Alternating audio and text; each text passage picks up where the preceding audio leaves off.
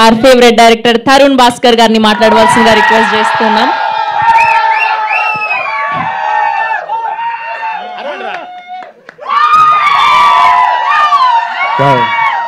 ఇది just left speaker మాత్రమే పనిచేస్తుంది.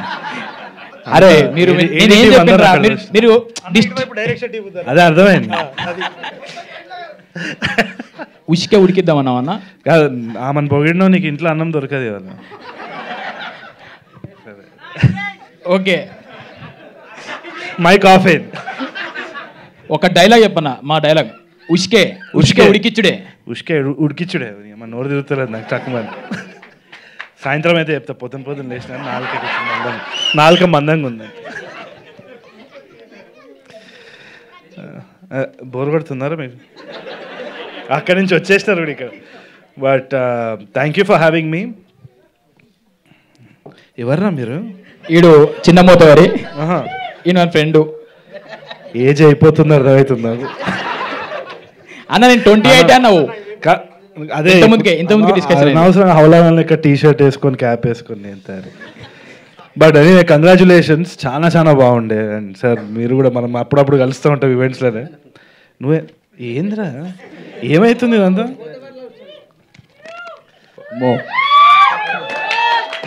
థ్యాంక్ యూ రా, thank you so much. Very nice.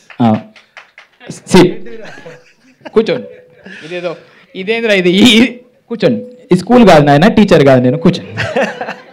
Okay, congratulations Madhura sir and the entire team of ZEE5. They've always been encouraging stuff like this. Actually, ఎవరైనా revolution గురించి మాట్లాడాలంటే actual revolution వచ్చేసి my village షోనే. ఎంతో మందికి it was an inspiration. ఎందుకని చెప్తా, ఎందుకంటే మీకు అందరికీ ఎలెన్ షో తెలుసా? Ellen DeGeneres show. అది one of the world top most talk show. దాంట్లో చాలామంది Hollywood celebrities, Oscar winners, Emmy award వాళ్ళందరి గ్రహీతలు కూడా వాళ్ళు అక్కడ పిలుచుకుంటారు, మాట్లాడుకుంటారు. అక్కడ మై విలేజ్ షోని ఇన్వైట్ చేసినారు. ఎవరికి తెలియదు. అప్పుడు ఏమైంది? పాస్పోర్టా?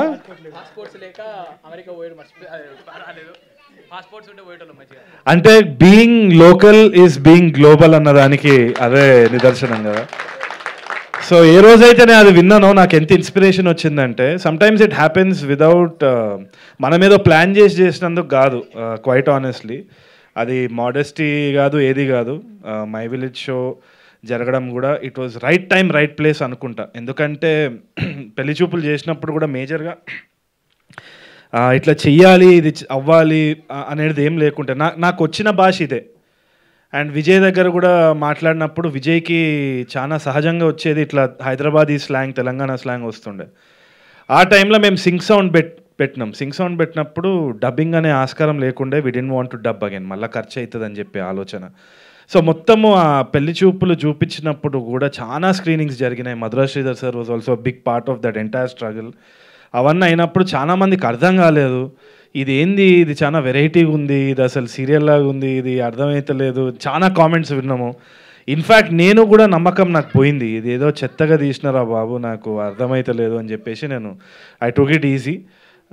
నెక్స్ట్ టైం అయినా కొంచెం మంచిగా తీయాలి అని చెప్పి చాలామంది అడ్వైస్ ఇచ్చినారు. అంత అయింది.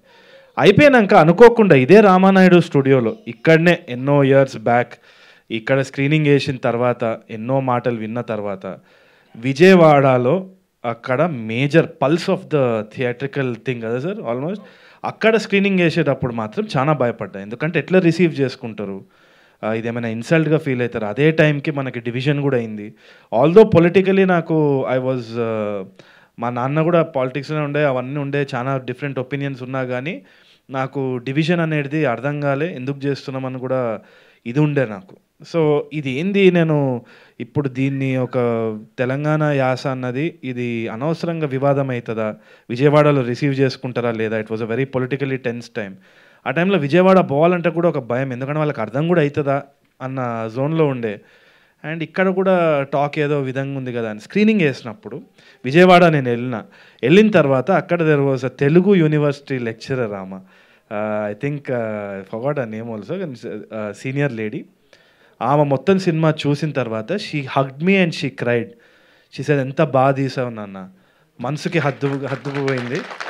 అంటే ఉన్న డిప్రెషన్ పోయింది అంటే నేను ఆమె కాలు మొక్కిన. ఏంటంటే భాష కానీ యాస కానీ మనుషుల్ని కలుపుకోవాలి, విడదీయొద్దు ఎప్పుడు. And I think that is the most important thing that we're doing. So my village show కానీ ఈ తెలంగాణ సినిమా రావడం కానీ it is showcasing more of our culture.